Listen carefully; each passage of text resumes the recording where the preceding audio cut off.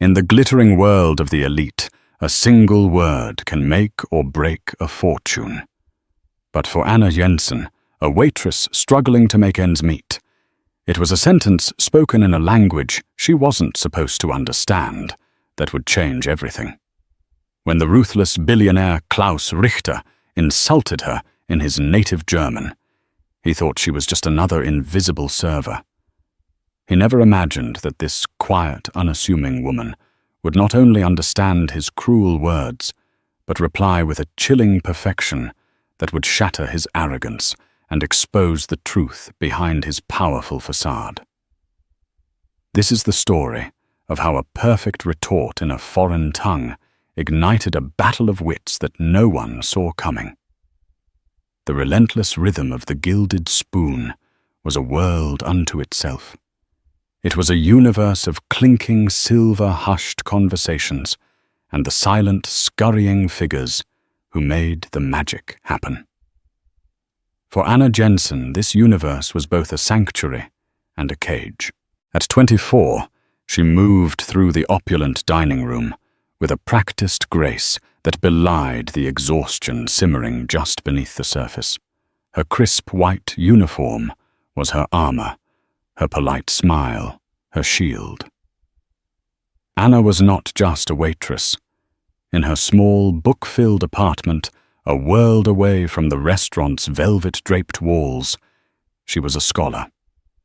She was a final-year linguistics student at Columbia University, a place she could only afford through a patchwork of scholarships, student loans, and the grueling 10-hour shifts she pulled at this temple of fine dining.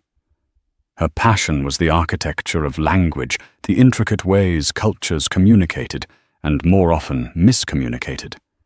She could parse the subtle syntax of Mandarin debate, the poetics of Farsi, and dream in the romantic cadence of Italian. This job, with its parade of international clientele, was a living laboratory, but it was also a constant humbling reminder of the chasm between her dreams and her reality. Her daily battlefield was populated by a familiar cast of characters. There was Mr. Harrison, the restaurant manager, a man whose ambition had long ago curdled into a permanent state of anxious irritation.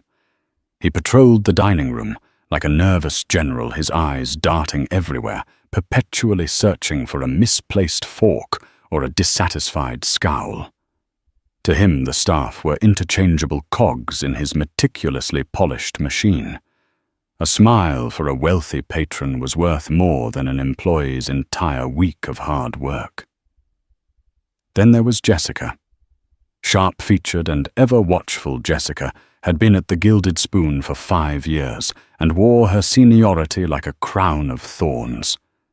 She viewed every new hire, especially one as bright and efficient as Anna, as a direct threat. Jessica's compliments were always backhanded, her offers to help laced with a saccharine poison designed to make Anna stumble. She'd accidentally swap table assignments to stick Anna with notoriously difficult customers, or conveniently forget to relay a special request, hoping to see Anna flustered and reprimanded. Anna handled it all with a quiet stoicism that only seemed to infuriate Jessica more. On this particular Tuesday, the air in the restaurant was thick with a tense, expectant energy. A reservation had been made under a name that sent a ripple of panic through the management Klaus Richter. Anna had overheard Mr. Harrison muttering the name on the phone earlier, his voice an octave higher than usual. Yes, Mr. Richter's assistant. Of course. Table 12 by the window. Absolutely. Our best staff will be at his disposal. Anna knew the name. Anyone who followed international business did. Klaus Richter was a titan of industry, a German engineering magnate whose company Richter Industries had a reputation for innovation as fierce as its CEO's reputation for ruthlessness. Financial news articles described him as a corporate predator, a brilliant but brutally unforgiving leader who had built an empire by acquiring and dismantling his competitors. He was infamous for his volcanic temper and his disdain for anything he considered mediocre. As the afternoon rush began to build, Mr. Harrison called a brief tense staff meeting in the kitchen, the aroma of garlic and truffle oil hanging heavy in the air. "Listen up." He snapped his eyes, scanning their faces. "Klaus Richter is dining with us at 7. This is not a drill. I want flawless service. Impeccable. He's a VIP of the highest order. One mistake, one complaint, and it reflects on all of us." His gaze lingered on Anna for a moment too long. "Jensen, you're on table 12. A murmur went through the other servers. Jessica shot Anna a look that was a toxic cocktail of triumph and pity. Table 12 on a Richter night was the ultimate trial by fire. It was Harrison's way of testing her, or perhaps setting her up to fail. "Sir, are you sure?" Anna asked, her voice calm and even. "Jessica has more experience with our more discerning clientele." Harrison's lips thinned into a semblance of a smile. "I'm sure, Jensen. I want our best on display. Don't disappoint me." Jessica smirked, turning away to polish a wine glass with unnecessary vigor. Anna felt a familiar knot tighten in her stomach. It wasn't just about a difficult customer. It was about surviving another night, about earning the tips that would pay for next semester's textbooks, about enduring the casual cruelties of a world that saw her as nothing more than the hands that carried the plates. As she smoothed her apron, she took a deep breath, straightened her shoulders, and prepared for the storm. The clock on the kitchen wall ticked ominously towards 7 o'clock. At precisely 7 o'clock, a hush fell over the entrance of the Gilded Spoon. The arrival of Klaus Richter was less an entrance and more a conquest. He didn't simply walk through the door. He seemed to command the space to part for him. He was a man in his late 50s, tall and severe, with a mane of silver hair swept back from a high forehead. His suit was a masterpiece of charcoal grey tailoring, so sharp it looked like it could cut glass. But it was his eyes that held the room captive. Pale, icy blue chips of granite that seemed to assess and dismiss everything they saw in a single sweeping glance. Flanking him were two younger men, in similarly expensive but less imposing suits. They radiated an aura of high-strung anxiety, their smiles tight, their movements jerky and uncertain. They were his lieutenants, young executives, who had clearly learned that proximity to Klaus Richter was a high-risk, high-reward proposition. They hovered near him, not beside him, like satellites caught in a powerful gravitational pull. Mr. Harrison materialized at the host stand, his professional composure cracking into a sycophantic grin. "Mr. Richter, welcome, welcome to the Gilded Spoon. It is an absolute honor to have you with us this evening." Richter's gaze flickered over Harrison, his expression unchanging. He offered no handshake, only a curt, dismissive nod. "My table." He stated his voice a low rumble with a distinct German accent. It wasn't a question or a request. It was a command. "Of course, right this way," Harrison said, practically bowing as he led the trio toward the best table in the house. Anna watched from her station, her heart thumping a steady, heavy rhythm against her ribs. She had served wealthy people before, tech moguls, old money heirs, celebrities hiding behind sunglasses. But this was different. There was an aura of sheer, unadulterated power around Richter, a palpable coldness that seemed to suck the warmth from the air. As Harrison seated them, he gestured grandly toward Anna, who was now approaching the table with menus in hand. "And this is Anna Mr. Richter. She will be your server this evening. She is one of our very best." Anna forced a calm, professional smile. Good evening, gentlemen. Welcome to the Gilded Spoon. Richter's icy eyes landed on her. They didn't just look at her. They scanned her, appraised her, and filed her away under a category she could feel was unflattering. He took the menu from her hand without a word, his fingers brushing hers for a fleeting moment. His touch was cold. The two executives followed his lead, avoiding eye contact with Anna as if she were a piece of furniture. The initial interaction set the tone for what was to come. Richter was not merely a difficult customer. He was a master of psychological warfare. He began by dissecting the wine list, his questions sharp and designed to trip her up. "This Chateau Margaux," he said, tapping a finger on the ridiculously expensive bottle. "The 05. What was the exact rainfall in Bordeaux that summer?" Anna didn't blink. "It was a notably dry season, sir, which led to a lower yield but highly concentrated grapes. It's considered one of the best vintages of the decade." A flicker of something annoyance, surprise, crossed Richter's face before being suppressed. He grunted a sound of reluctant concession and ordered the wine. When she returned to present the bottle, he watched her every move like a hawk, his gaze critical as she expertly uncorked it, allowing it to breathe. He waved away the offer to taste it himself. "Just pour it." The meal proceeded as a series of small, calculated provocations. He sent back his appetizer, claiming the seared scallops were a degree overcooked. He complained that the ambient lighting was insipid, and that the music was an offense to the ears. Each complaint was delivered in a low, cutting tone, meant not just for her, but for his cowering associates who murmured their agreement. It was a performance, and Anna was the unwilling supporting actress in his display of dominance. Through it all, she remained a fortress of calm professionalism. She apologized gracefully, replaced the dish without argument, and spoke to the manager about adjusting the lights, all with a serene smile that she hoped masked the growing tension inside her. She felt like she was walking a tightrope over a canyon, with Mr. Harrison watching from one side and Richter from the other, both waiting for her to fall. Jessica was a vulture circling overhead, catching Anna's eye from across the room with a look of undisguised glee. The main courses had just been served. Richter was in the middle of a tirade about a recent acquisition, his voice slicing through the restaurant's genteel hum. Anna approached the table with a silver pitcher of iced water, her movements quiet and efficient.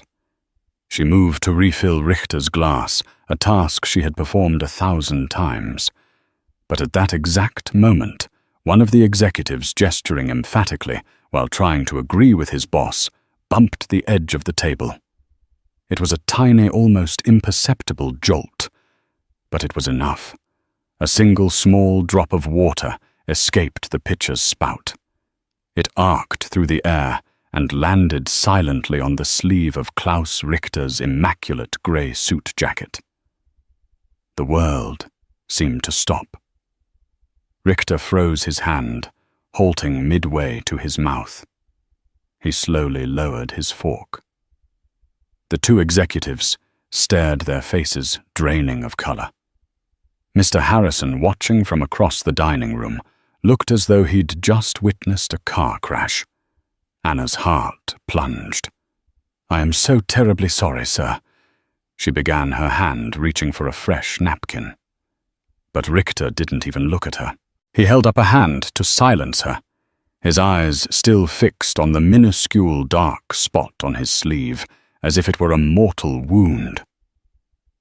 Then, with a sigh of profound theatrical disgust, he turned to his two associates. Believing he was safely cloaked in the ignorance of an American waitress, he switched to his native German. The words that came out were not just angry. They were dripping with venomous contempt. In English, what he said was, "Look at this clumsy girl. They hire these pretty, empty-headed children and call it service. She probably has the intelligence of a garden gnome." All she is good for is standing there and looking decorative, utterly incompetent. His executives forced out nervous, sycophantic chuckles. In their world, the boss was always right, and the boss was always funny.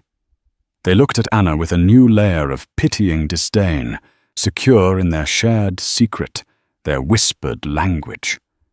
They had no idea that for Anna it wasn't a secret at all. Every single hateful word had landed not on deaf ears, but in a mind that understood their structure, their nuance, and their brutal intent with perfect, devastating clarity. The shield of her professionalism finally cracked, not with a bang, but with a sudden chilling silence. The German words hung in the air, invisible and poisonous. To everyone else in the vicinity, the nervous executives, the hovering Mr. Harrison, a nearby couple pretending not to listen, it was just a murmur of a foreign tongue, the sound of a powerful man annoyed. But for Anna, the world had tilted on its axis. The insult was not a general complaint about service. It was a deeply personal and demeaning assault on her intelligence and her worth as a person. Pretty empty-headed child. The intelligence of a garden gnome. Utterly incompetent.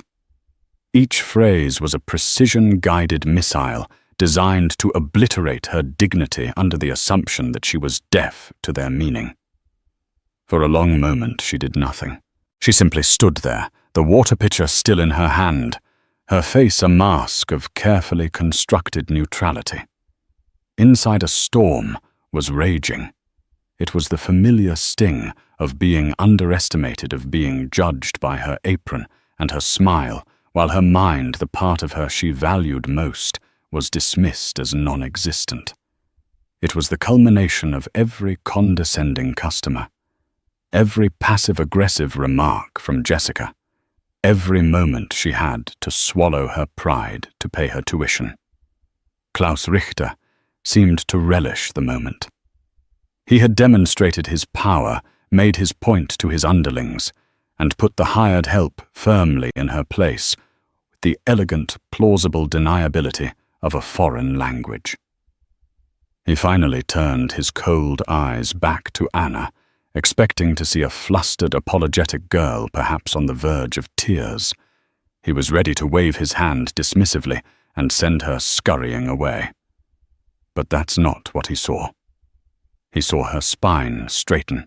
It was a subtle shift, but it changed her entire posture from one of deference to one of dignified defiance. Her chin lifted slightly. The polite, vacant smile of a server vanished, replaced by an expression of profound glacial calm.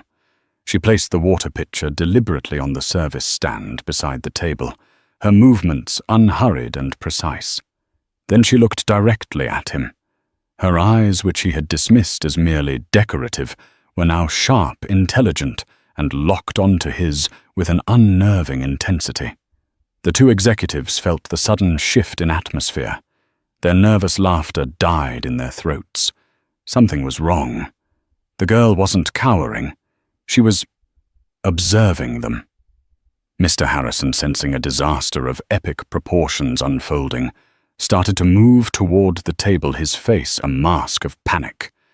He was ready to intervene, to apologize profusely, to offer to have the billion-dollar suit dry-cleaned, to fire Anna on the spot if necessary.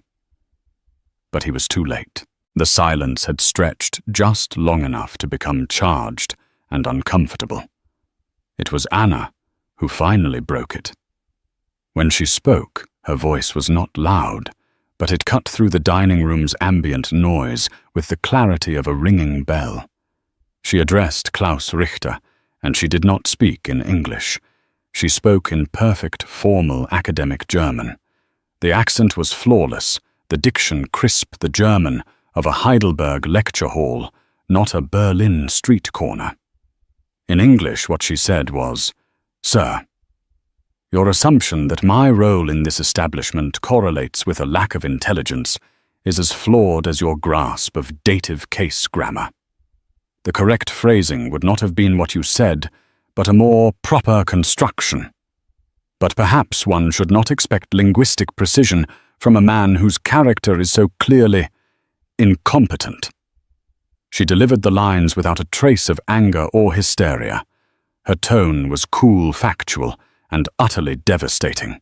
She had not only understood his insult, she had dissected it, corrected his grammar as a professor would a student, and then turned his own word incompetent back on him like a polished dagger. The effect was instantaneous and absolute. Klaus Richter's face, which had been a mask of arrogant disdain, seemed to shatter. His mouth fell slightly open. The blood drained from his face, leaving behind a pallid, waxy sheen.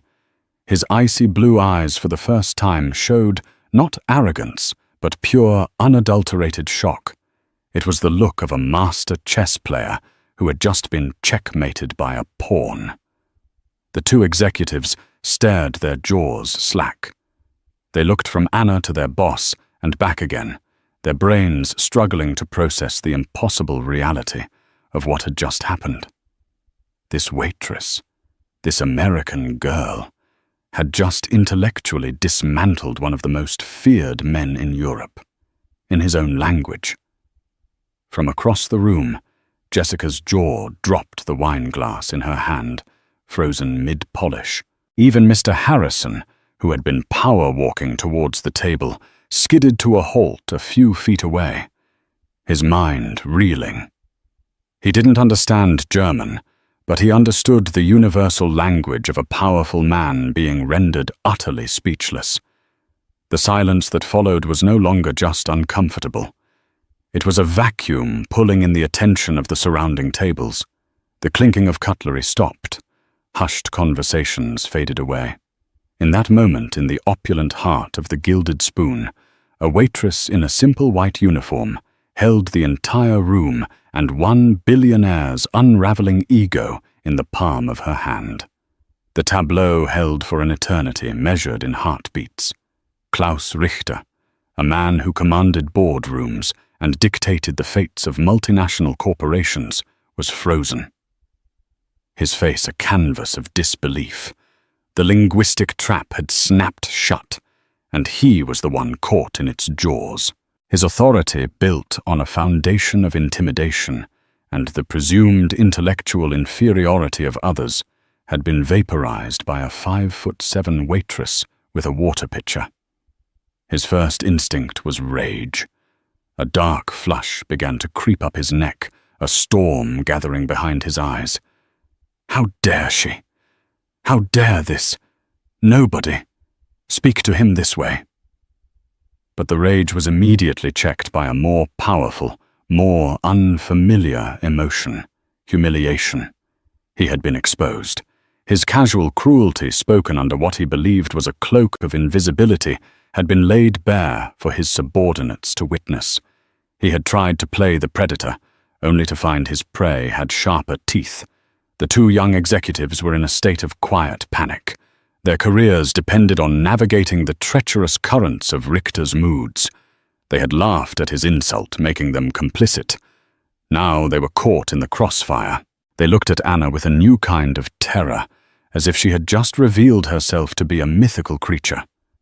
One of them, a younger man named Thomas, swallowed hard, his Adam's apple bobbing.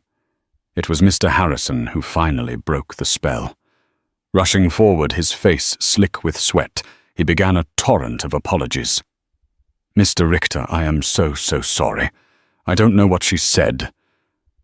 But I can assure you this is not the standard of the Gilded Spoon.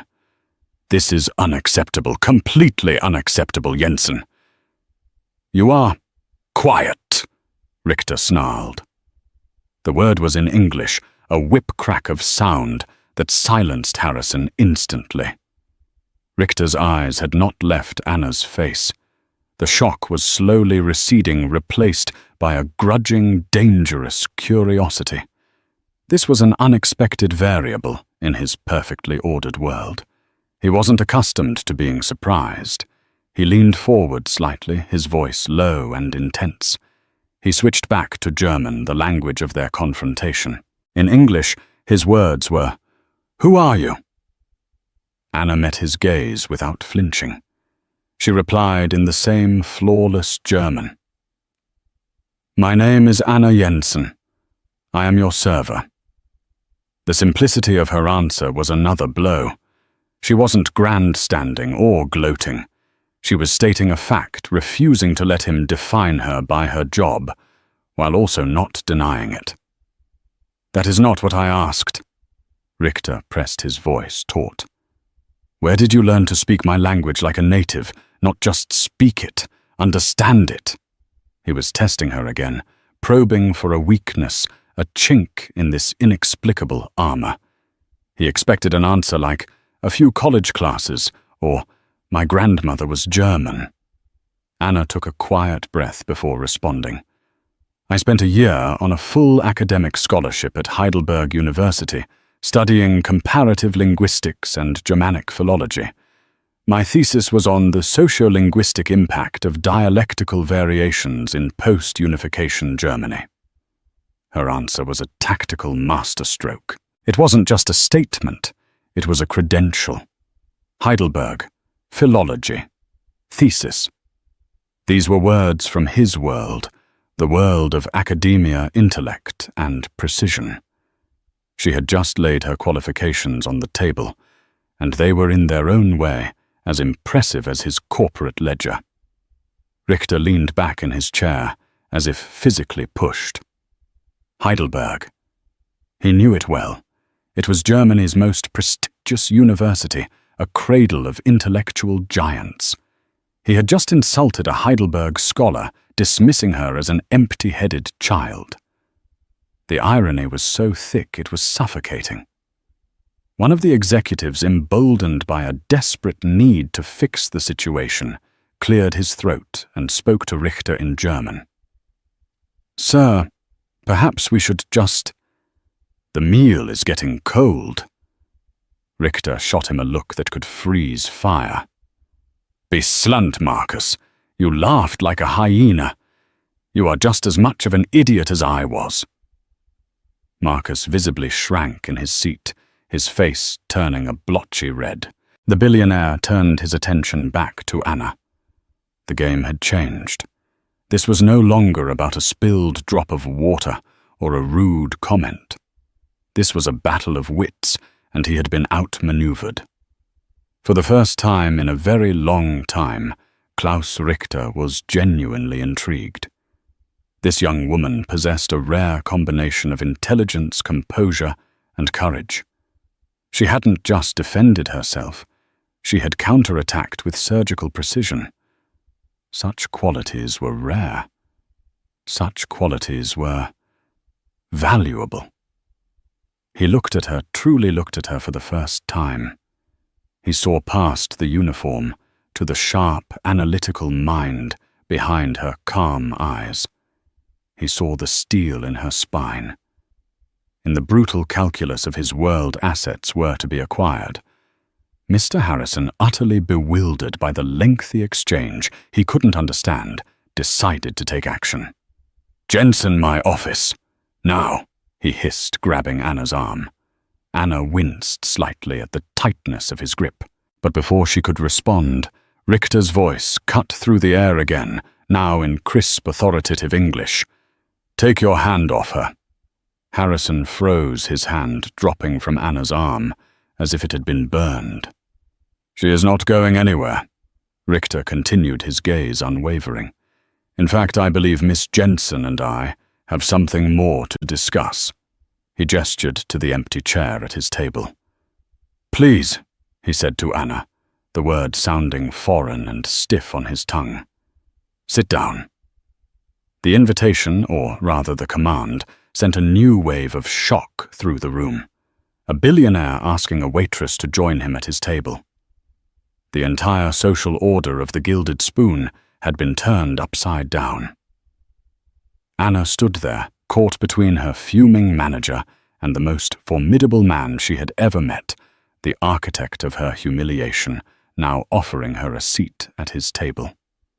The fallout was just beginning. The invitation to sit was so outlandish, so contrary to the rigid hierarchy of the restaurant, that for a moment no one moved. Anna looked at the offered chair, then at Klaus Richter's unreadable face. Her mind raced. Was this another test? A trap? A way to humiliate her further in a more intimate setting? Mr. Harrison found his voice sputtering. "Mr. Richter, that is highly irregular. She's on duty. Staff are not permitted to—" "She is on duty for me," Richter cut him off without a glance. "And I am now conducting a private business meeting. I trust my privacy will be respected." He shifted his gaze to his two executives.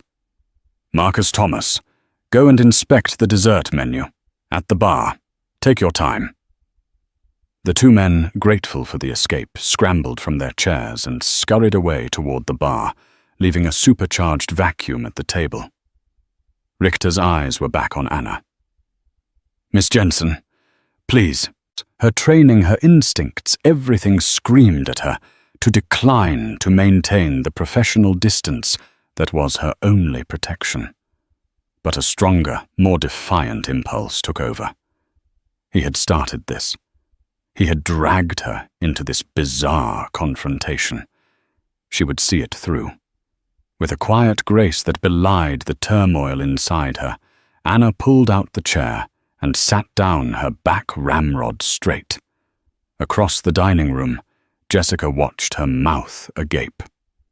This was not how the story was supposed to end.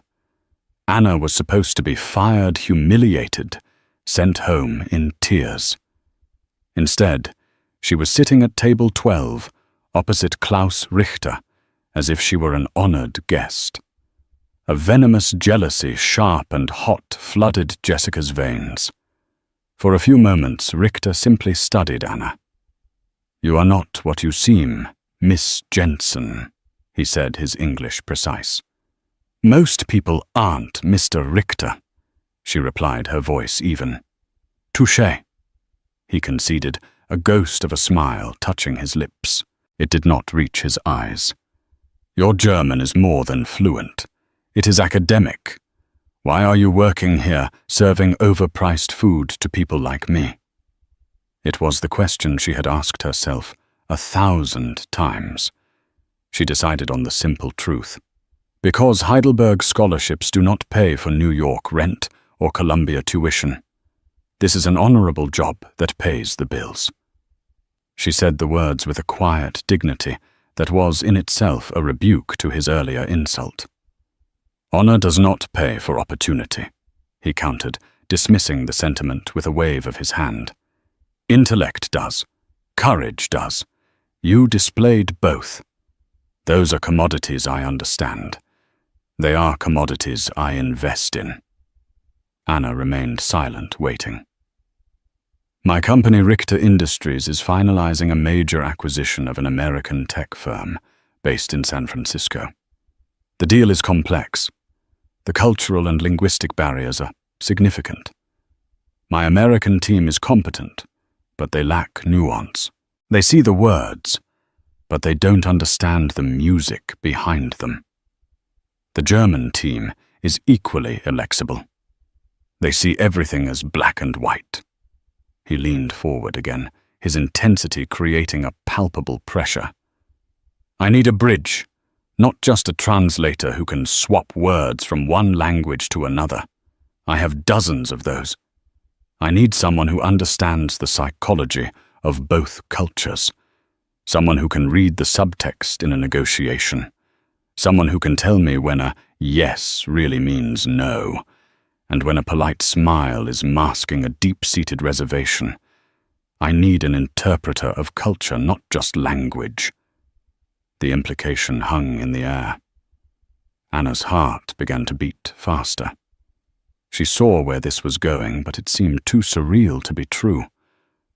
"I am offering you a position at Richter Industries," he said, the words dropping like stones into a silent pool. "You would work directly with my executive team as a special consultant and cultural liaison for this merger. The position is based in New York for the first 6 months, then San Francisco. The salary will be $180,000 per year, plus a signing bonus. Anna felt the air leave her lungs. $180,000. It was a number so large, so far beyond her reality of counting tips and worrying about textbook costs, that it barely registered as real. It was a life-changing dream, making debt-erasing sum of money. It was freedom. And it was being offered by the man who not 20 minutes ago had compared her intelligence to that of a garden gnome. The whiplash was staggering. "Why?" she asked, her voice barely a whisper. "Why me?" "Because you are not afraid of me," Richter stated simply. "Everyone in my company is afraid of me. They tell me what I want to hear. You, Miss Jensen, told me the truth, even when it was dangerous. That is a rare and valuable trait. In my business, it is worth more than a dozen MBAs from Harvard. So what do you say?" Anna looked at his expectant face at the opulent dining room that had been her prison, and at the open door he was presenting. But her mind was a whirlwind of conflict. Could she work for him? This arrogant, cruel man. Could she accept a future that was born from such a moment of profound disrespect? I need to think about it," she said, her voice regaining some of its strength. Richter nodded slowly, a flicker of respect in his eyes. He had expected an immediate, grateful acceptance. Her hesitation intrigued him even more. "Very well. Be at my New York office tomorrow morning at 9. Here is the address." He slid a thick, embossed business card across the table. "We will discuss the details. Do not be late." With that, he stood, threw a few $100 bills on the table, far more than enough to cover the bill, and walked out of the restaurant without a backward glance. Anna sat in a daze, the business card feeling heavy and hot in her hand. The entire restaurant was staring at her. Mr. Harrison looked like he was about to have an aneurysm. But the most dangerous glare was coming from Jessica. As Anna finally stood up and walked back towards the staff area, Jessica cornered her by the kitchen doors. "So," Jessica hissed, her voice dripping with acid, "what was that all about? Did you offer him something that wasn't on the menu?" The insinuation was vile, but Anna was too emotionally exhausted to rise to the bait. "It was a misunderstanding, Jessica. A misunderstanding that gets you a private audience and a business card." Jessica scoffed, her eyes narrowing. "I don't know what you did, but I'm not going to let some little college girl come in here and get special treatment. I've worked here for 5 years. I've earned my place." Over the next 2 hours, as Anna tried to finish her shift, the sabotage began. A tray of drinks she was carrying was subtly jostled by Jessica, accidentally, bumping into her, causing them to spill all over the floor. A food order she put in was lost, making her table wait for 40 minutes and earning her a sharp reprimand from Harrison. Jessica began whispering to the other staff, casting suspicious glances at Anna, planting seeds of rumor and resentment. Anna realized that even if she turned down Richter's offer, her life at the Gilded Spoon was over. Jessica, fueled by a corrosive envy, would make every remaining shift a living hell. The world she had known, the cage that had also been her sanctuary, was already beginning to crumble around her. The choice was no longer just about accepting an offer. It was about escaping a place that had suddenly become toxic and untenable.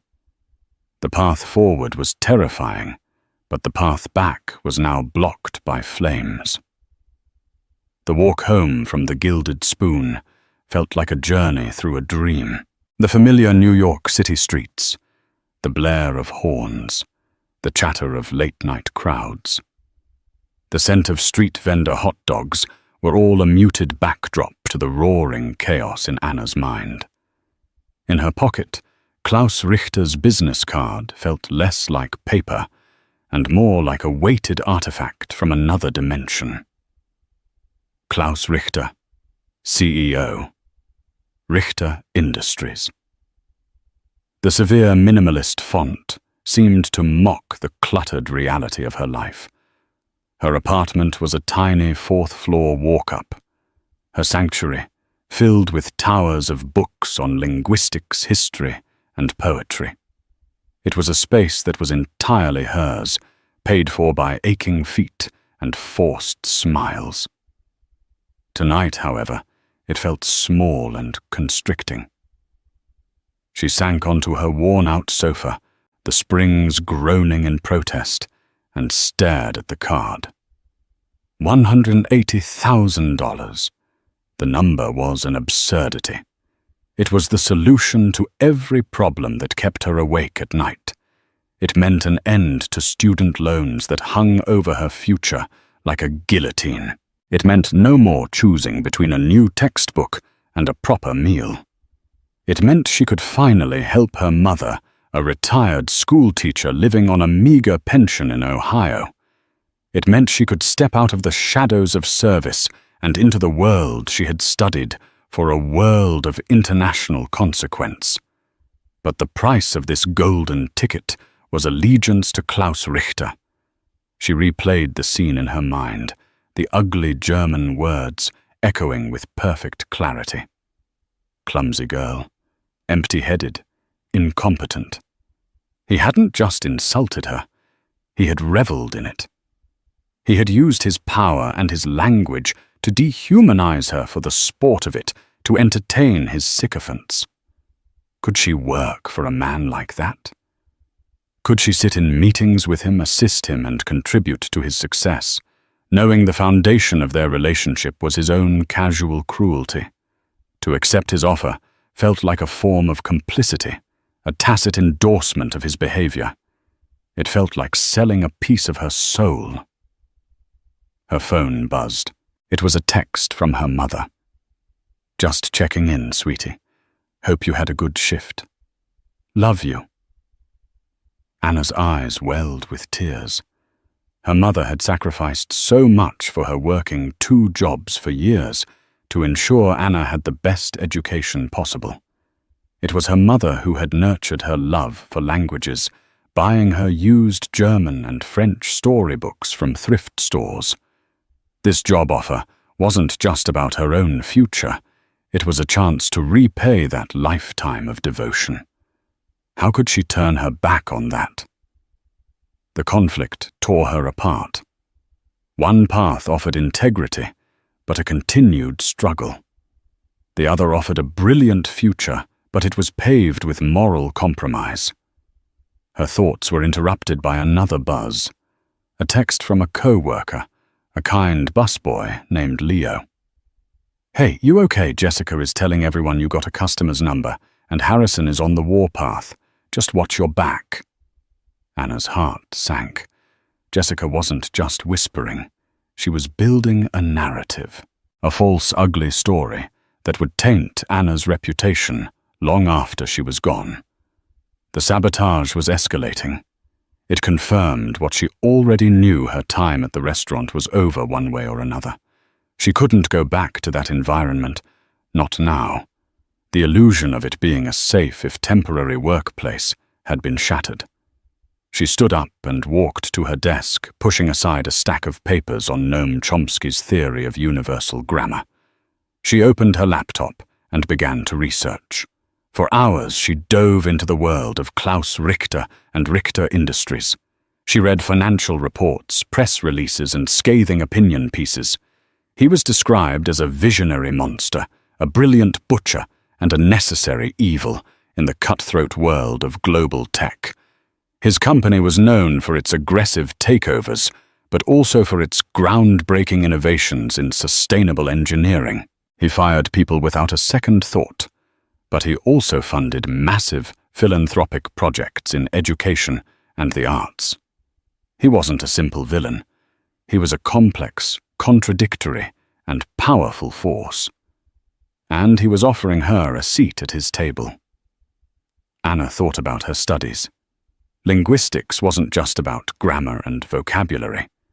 It was about understanding that meaning is shaped by context, power dynamics, and perception. It was about navigating the space between what is said and what is meant. The job Richter was offering, it was a real-world application of everything she had ever learned. It would be the ultimate test. A new feeling began to crystallize, pushing through the fear and indignation, a spark of defiance. Why should she be the one to retreat? Richter had underestimated her once. Perhaps the best way to answer his insult wasn't to walk away, but to step into his world and prove him wrong on a daily basis. She wouldn't just be his translator. She would be a constant living reminder of his misjudgment. She wouldn't be his subordinate. She would be his intellectual equal, a professional who commanded respect, not because he gave it, but because she earned it. The decision settled not with a feeling of joy or relief, but with a quiet, steely resolve. She would go to that meeting. She would accept the job.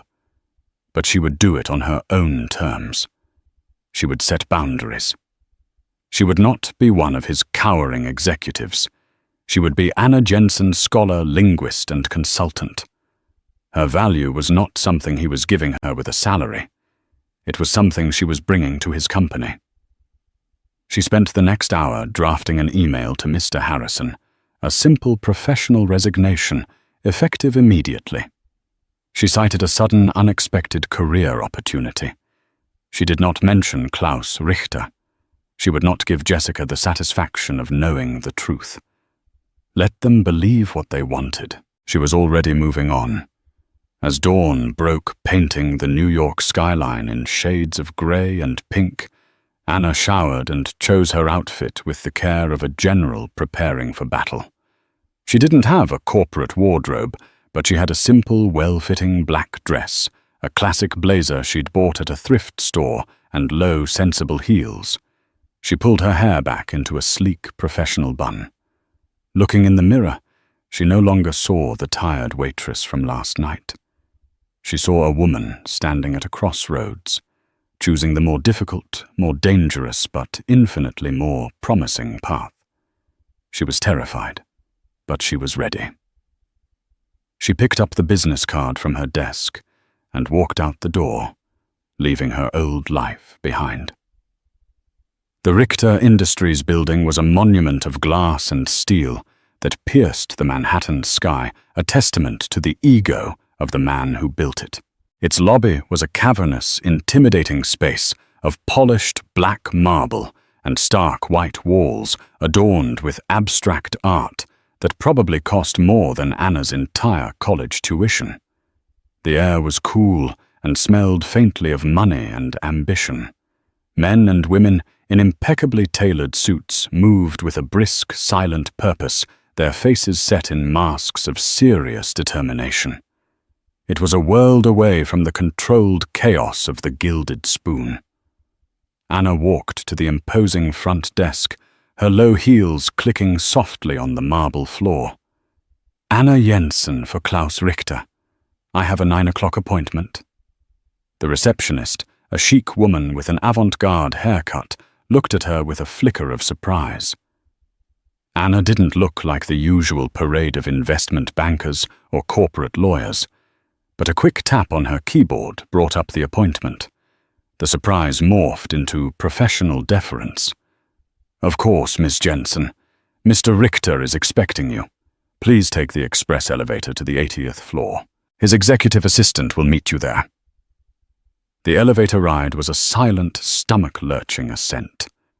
As the city shrank below, Anna's resolve wavered for a second. What was she doing here? She was a linguist, a student. She was about to walk into the lion's den, armed with nothing but a few degrees and a stubborn sense of self-worth.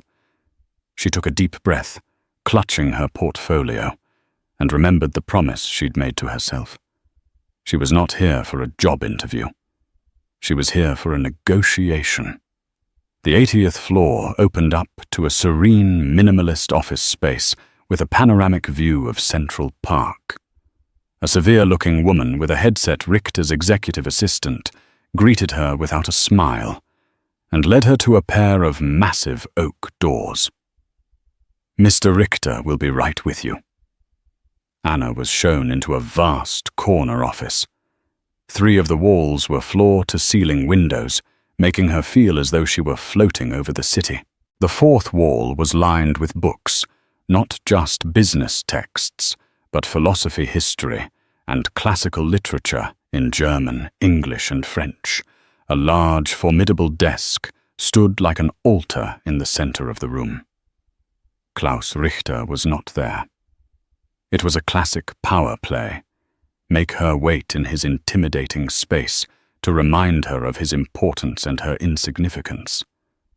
But Anna didn't feel insignificant. She felt curious. She walked over to the bookshelf, her fingers lightly tracing the spines. Schiller, Goethe, Kant, but also Twain, Faulkner, and Whitman. The man was well read, a fact that both intrigued and troubled her. He was not an ignorant brute. His cruelty was the product of a sharp, educated mind. "I see you are admiring my collection, Miss Jensen." Richter's voice came from the doorway. He had entered silently. He was dressed not in a suit, but in a simple, dark cashmere sweater and trousers, an intentional choice to appear more approachable, to shift the power dynamic. Anna didn't buy it. "A person's library can be very revealing," she replied, turning to face him. "And what does mine reveal to you?" he asked, walking towards his desk. "That you value the architecture of great arguments," she said, "and that you are a man who understands the power of words." A flicker of a genuine smile touched his lips this time. "Indeed, it is why I believe we have business to discuss. Please sit." He gestured to a chair opposite his desk. It was still a position of supplication, but less formal than the night before. "Thank you, Mr. Richter," she began, remaining standing. "Before we discuss your offer, I have some terms of my own." His eyebrows shot up. This was not on his script. "You have terms, yes," Anna said, her voice steady and clear. "First, our professional relationship will be based on mutual respect. My role is to provide expert consultation. I will not be an errand girl, nor will I tolerate being spoken to in a demeaning manner in any language. My feedback and analyses are to be considered, not just heard." She paused, letting the words sink in. Richter watched her, his expression unreadable. "Second," she continued, "while I will be dedicated to the success of this project, I am still completing my master's degree at Columbia. I will require a degree of flexibility in my schedule to complete my coursework and my thesis. My work for you will not suffer, but my education is non-negotiable. And third," she finished, "I accept the salary you proposed, but the signing bonus you mentioned, I want it redirected. Richter Industries has a philanthropic foundation. I want that amount used to create a scholarship fund for students of the humanities, specifically linguistics at Columbia University. We can call it the Richter Industries Scholarship for Cultural Understanding." She had laid all her cards on the table. The last demand was her masterstroke. It was audacious, yes, but it was also brilliant. It transformed the bonus, a simple financial transaction, into something meaningful. It forced him to put his money where his mouth was, to publicly validate the very field of study he had privately mocked. It was a checkmate. Richter was silent for a full minute, his steepled fingers covering his mouth as he stared at her. He had expected a negotiation over salary vacation days, perhaps a corner office. He had not expected a lecture on respect and a demand for a philanthropic legacy. He had tried to buy an asset, and the asset was now rewriting the terms of her own acquisition. Finally, he lowered his hands. He leaned back in his chair and let out a short, sharp laugh. It wasn't a mocking laugh. It was a sound of genuine, surprised amusement. "Miss Jensen," he said, a slow smile spreading across his face. "You are more dangerous than I thought." He extended a hand across the vast desk. "Welcome to Richter Industries. You will draft the scholarship proposal with our foundation's director this afternoon." As Anna took his hand, the grip firm and dry, she knew this was not an ending. It was the beginning of the most challenging and complex chapter of her life. Working with Klaus Richter would be a daily battle of wills, a constant navigation of his formidable intellect and his volatile temperament. But as she looked out the window at the sprawling city below, a city of infinite possibilities, she no longer felt like she was floating. For the first time, she felt like she had a place to stand. She had walked into the lion's den, and not only had she survived, she had emerged with the lion's respect. The waitress was gone. In her place stood a woman who knew her worth in every language. That single moment of defiance born from a cruel insult didn't just change Anna's job. It changed her destiny. Her story is a powerful reminder that our true value is not defined by the uniform we wear or the job we do, but by the strength of our character and the depth of our intellect. Klaus Richter thought he was putting a lowly waitress in her place, but instead he found the one person who could stand up to him and command his respect. It proves that sometimes the quietest voices hold the most powerful words, and true strength isn't about shouting the loudest, but about knowing exactly when and how to speak your truth.